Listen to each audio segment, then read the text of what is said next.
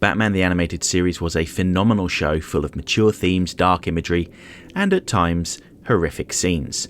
Having said that, it was a show intended for children, and there were some rules that had to be followed. I've talked previously about how censorship helped to improve BTAS in some cases. By constraining the creative team, they had to come up with more inventive ways to get their point across while still following the rules. Think about the death of the Graysons in Robin's Reckoning Part 1.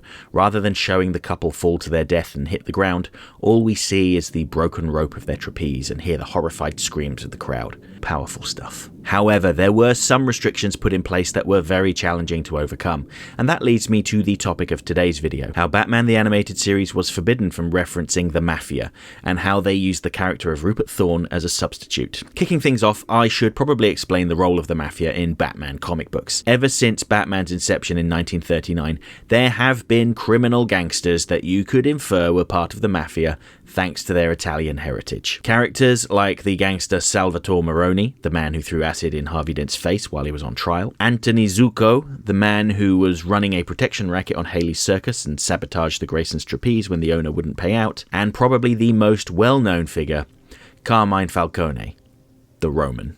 I completely understand where the TV censors were coming from in this case. If every criminal has an Italian name, then it would give the impression to children that everyone with an Italian name was a criminal. This negative stereotyping is something the Italian-American Civil Rights League was founded to fight against. And as an aside, we wouldn't see any proper Italian gangsters until Sal Valestra in Batman Mask of the Phantasm, which was a film and therefore free from the restrictions of television. Now, that's not to say that they weren't allowed to use any Italian-American names for their criminals. For instance, Tony Zucco appeared in Robin's Reckoning, but they were very clear in connecting him to the Stromwell crime family as Arnold Stromwell's nephew. With all this in mind, the creative team had to come up with some other figurehead of crime, someone for Batman to battle against on a regular basis. And Rupert Thorne was selected. If we look into Thorne's comic book origins, you might be surprised to learn that he wasn't technically a gangster, at least not in the sense that we tend to think of them as. He was a prominent politician in Gotham, and head of the Tobacconists Club, an elite society for Gotham's wealthiest to arrange backroom deals. He essentially had control of the entire city, earning himself the nickname Boss Thorne. Thorne was completely and utterly corrupt. He was indirectly responsible for the creation of Dr. Phosphorus. Thorne had encouraged Alexander Sartorius to fund the construction of a nuclear power plant in Gotham, a plant which the people of Gotham protested against, and so it had to be constructed out at sea away from the population, draining all of Sartorius' money. After cutting corners to keep the project on track, the plant went into meltdown, bathing Sartorius in toxic chemicals, turning him into the radioactive monster Dr. Phosphorus. Rupert Thorne would also back Mayor Hamilton Hill, who acted as his pawn in a campaign against Commissioner Gordon and Batman. This scheme temporarily involved ousting Commissioner Gordon and replacing him with another of Thorne's minions, Paul Petering. When the diabolical Hugo Strange and his monster men returned to Gotham, and Strange learned Batman's secret identity, Thorne would join the Joker and the Penguin at an auction for Batman's real name. However, Thorne didn't want to pay for this information. Instead, he kidnapped Strange and had his men torture him. Strange would refuse to reveal Batman's identity, instead keeping it secret, and was subsequently beaten to death by Thorne's men. Strange's body would be cast into the Sprang River. Shortly after murdering Hugo Strange, Rupert Thorne began to be haunted by Strange's ghost. The ghost would turn up in a variety of places and torment Thorne, compelling him to confess his guilt to the point that it drove him mad. Thorne would admit his crimes and be incarcerated in Arkham Asylum, thus bringing an end to the campaign against Batman. When Thorne was eventually released from Arkham, the haunting would resume. However, Thorne hired a private investigator to help him get to the bottom of the situation, revealing that it was all a series of complex holograms and recorded voices that had been plaguing him. Thorne came to the conclusion that the masterminds behind this scheme were likely his flunkies Mayor Hill and Commissioner Pauling, and so he set out to get his revenge. Thorne would shoot Pauling before he was stopped by Batman and was sent to prison. Meanwhile, outside, a limousine pulls up, revealing the true mastermind behind Thorne's downfall, Hugo Strange. If you would like to know more about Hugo Strange and how he survived Thorne's torture, I have done a separate video on him and I'll link to it above. This brings us neatly to the 90s when BTAS went into production. The creative team were clearly big fans of that era of Batman comics. The episode The Strange Secret of Bruce Wayne is a partial adaptation of that storyline after all. So it would make sense for them to choose Thorne as their kingpin of crime. It's interesting to note that in the comics, Thorne was the epitome of city corruption. However, the censors wouldn't allow Gotham's officials to be portrayed as criminals. We can't can't have children losing their faith in the system after all. Instead, they were shown to be ineffective. The most corrupt city official from the comics was therefore reimagined as an outright gangster. One of the things that immediately jumps out to me about their version of Rupert Thorne is that he looks a lot like Marlon Brando, who played Vito Corleone in The Godfather, although it was more Brando as he was in the late 80s, massively overweight with white hair. Amusingly, Thorne's rival gangster Arnold Stromwell also looks like Brando, but Brando as he appeared in The Godfather. For cinephiles, the connection to the Mafia was pretty evident, even if they had surnames that were rooted in different cultures.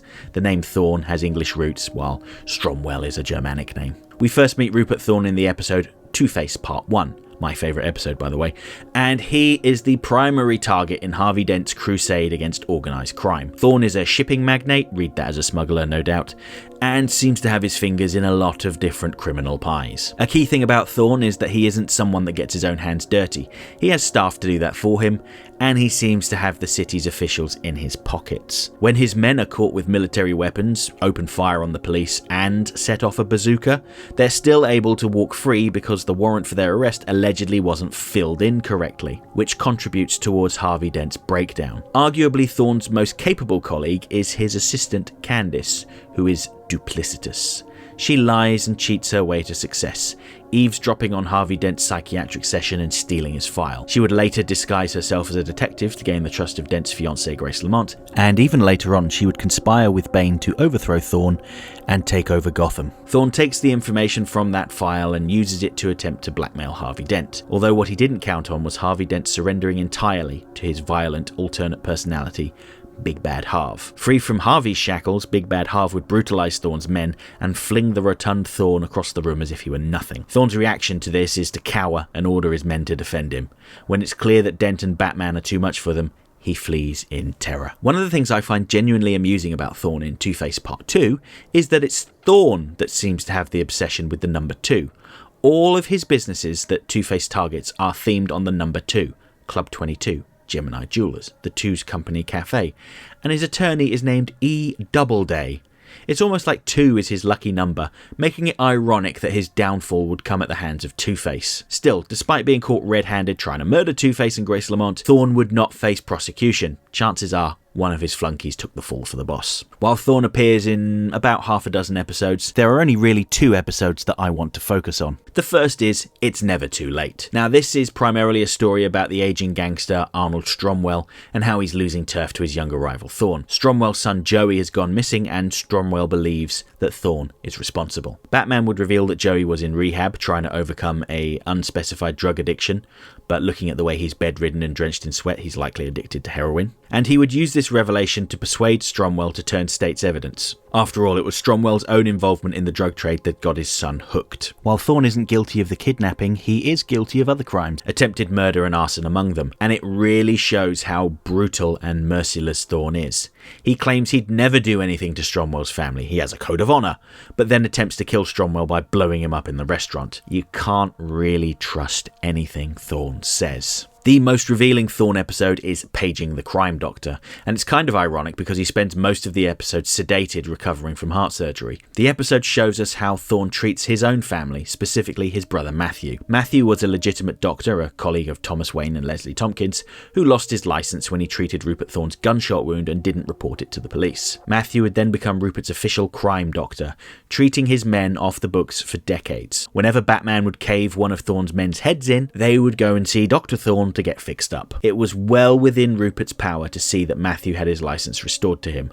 After all, he got himself out of many tricky situations with the law over the years, but having Matthew be his own private doctor was too valuable to him. Rupert doesn't care about Matthew's dreams and desires to be a legitimate doctor again, to be respectable. When Rupert offers to give him his life back in exchange for performing one final operation on Rupert himself, it is too much for Matthew to resist. However, when it becomes clear that Matthew's restored reputation will come at the cost of Leslie Tompkins' life, he rebels, fleeing the scene with Leslie. And it's sad to see that even in his comatose state, Rupert Thorne still tries to exert control over his brother. And I really love the final scene of the episode with Bruce Wayne visiting Matthew Thorne in police custody.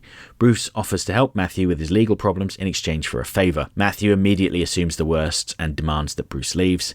However, all Bruce wanted was for Matthew to tell him about his father. That is the one deal that Matthew Thorne is more than happy to go along with.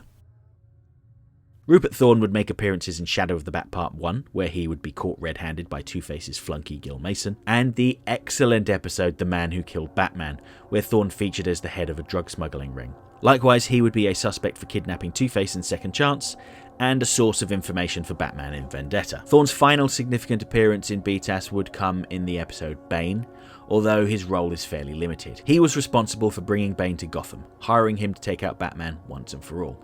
Along the way, Thorne's assistant/girlfriend, Candace, seduces Bane and encourages him to stick around and take over Thorne's criminal empire once Batman is out of the way. Of course, Bane wasn't successful, and Batman exposed his scheme to Thorne, leaving Bane at Thorne's mercy. Batman and Robin Adventures 12 would show what happened to Bane after the end of the episode. He was taken to an alleyway and beaten close to death by Thorne's henchmen. Once he recovered, Bane repaid the favour by kidnapping Thorne and offered to kill him in penance to Batman. And it's another great example of what a weak, cowardly man Thorne is. He cowers before Bane's aggression, much in the same way he cowered before Big Bad Harv in Two-Face Part 1, completely incapable of defending himself. Rupert Thorne didn't appear during the new Batman adventures, but he would be one of a trio of gangsters in Batman Mystery of the Batwoman. Thorne would team up with the Penguin and Carlton Duquesne to run a gun smuggling business. Thorne would be the target of Batwoman because his protection racket burnt down the business of her parents, which ultimately led to the destruction of her family. In order to tackle the threat of Batwoman, the Penguin hires Bane, and it seems like Thorne is willing to let bygones be bygones, and Bane doesn't really seem to have any interest in getting revenge on Thorne. In the BTAS tie-in comics, Thorne would make a handful of appearances, but they don't really add much to his overall story arc. Batman Adventures 15 is probably the most prominent issue to feature Thorne, although it's mostly a story about how Jim Gordon attempts to rescue one of his men that's been working undercover in Thorne's organisation. Rupert Thorne isn't the most important villain in BTAS, although he does have a key contributing role in the stories of Two-Face and Bane. But I think the most interesting thing about him is how the BTAS creative team used him to work around the restrictions placed on them by the TV censors. Thorne absolutely represents organised crime, and the fact that he was able to consistently evade punishment for his blatant crimes illustrated how flawed the legal system in Gotham is, and made it clear why someone like Batman was needed. Okay, that's it for this week's essay. If you liked the video, don't forget to like, share, subscribe, leave a comment, tell all your friends about me. You know how YouTube works. If you really enjoyed the video and have the means, please consider making use of the thanks button to send a buck or two my way, because every little helps. I offer channel memberships for $1.99 a month. This will get you early access to my weekly video essay, priority responses to your comments, members-only videos, custom emojis, and an icon on your profile indicating that you're one of my people. Next week, I'll be taking a look at arguably one of the most villainous people in the entire DC animated universe, the detestable industrialist Roland Daggett, and how Batman the Animated Series was incredibly critical of capitalism. Hope to see you then.